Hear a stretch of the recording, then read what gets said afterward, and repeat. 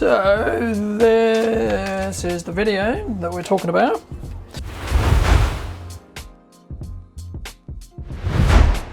Hello ladies and gentlemen, and welcome back to a brand new video. Today's video is going to be gear related because I wanted to talk a little bit about the differences between a glide cam and a gimbal. Now I've actually had the chance to test both thoroughly. So to give you a bit of background, I initially started my filmmaking journey with a glide cam because it's a harder piece of equipment to use. Now there's multiple reasons why that is, and we'll go into some of those in a moment.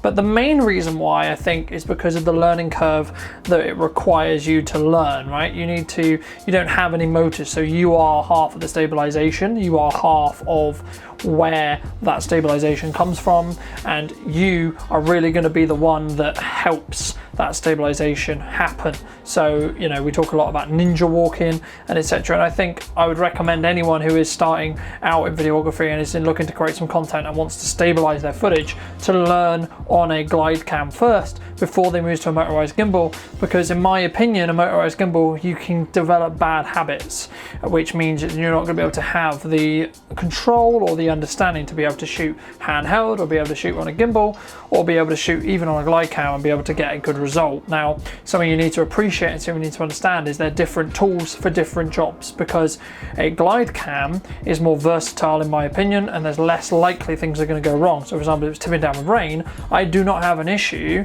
with utilizing a gimbal a glide cam over a gimbal in that case, because there is no motors, there's no electrical charge, etc. There's no electrical stuff that could go wrong. I'm not saying by any means you can't use gimbals in the rain, you can, but I would recommend that you are a little bit more cautious with those, because you could break them permanently. And especially the fact that I personally was very, very kindly allowed to borrow the gimbal which I was testing, which is the Zhiyun Crane 3. It's over here on the side. So all of the footage you're seeing over this video whenever I talk about gimbals is shot on the Zhiyun Crane 3. And my kind of, my thoughts and my process is, personally for me, because I've come from a glide cam, it kind of gets in the way a little bit. Sometimes the motors do some weird things, especially if you're doing a low angle.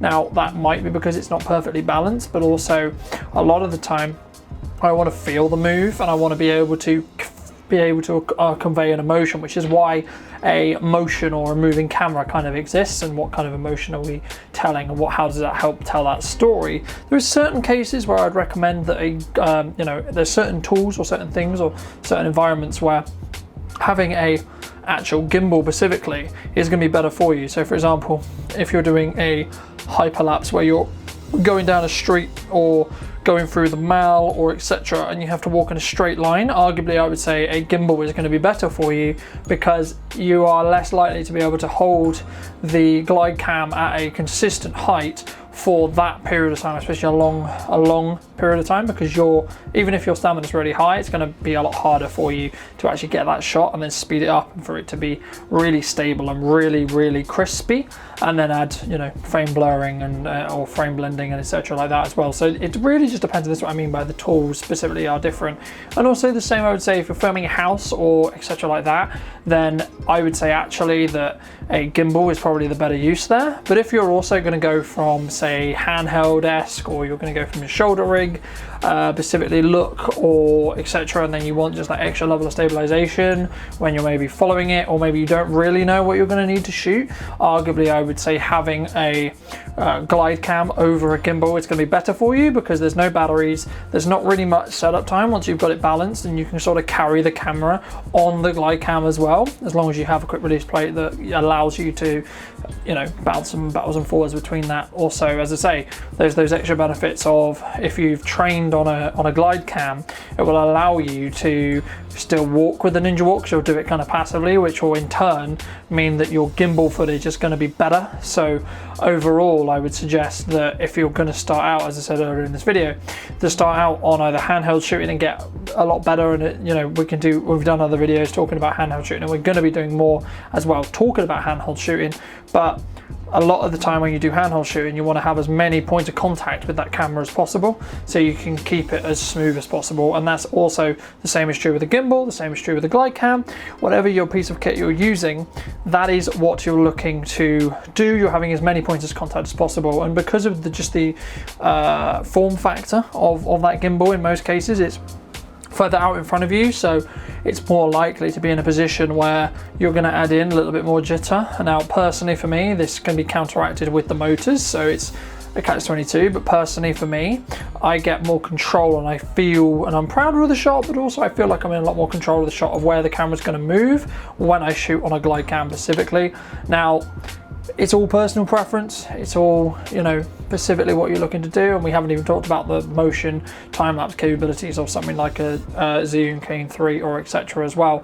But I think it's just about understanding what is your comfortable tool for the job, and there's no like gimbal is better than GlideCam or GlideCam is better than gimbal. They're, as I say, they're used for different purposes. They're used in different scenarios, and in some scenarios the GlideCam specifically will be better and the gimbal may be better in another case. Also, something you need to think about is how easily you can change focus, or you can change that focus plane, or how shallow are you going to shoot as well, because on a gimbal it can become a lot harder unless you're controlling it through the gimbal itself, which I didn't exactly play around with.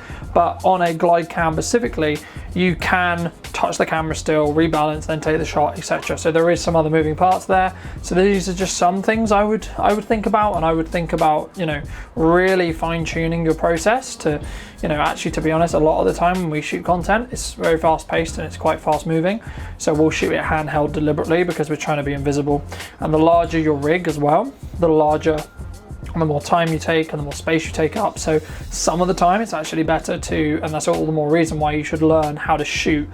You know, you're never going to get as stable footage when you're shooting handheld as you would be on a GlideCam or a gimbal, but you should at least understand the principles of how to make those shots smoother through having more points of contact, having a top handle, etc., to then give you the flexibility to be able to shoot handheld, where you can get more freedom and have more freedom to be able to shoot handheld as well, because you may not, it may logistically or time or both actually be harder to have that Steadicam look or that, you know, that GlideCam look. And also, does it add to your story or not?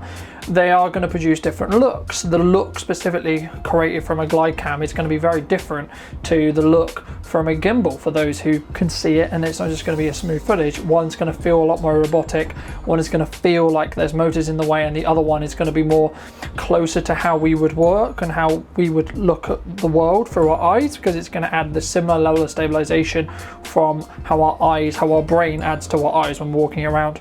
So I hope you enjoyed this video. I just wanted to talk a little bit about what I feel the changes are between a GlideCam and a gimbal specifically, and where you should use both. But as I said halfway through this video, there is no winner here. They are different tools for different jobs in specific. So thank you so much for watching. If you did enjoy this video, make sure to leave it with a like. I'd love to hear what you think in a comment section down below.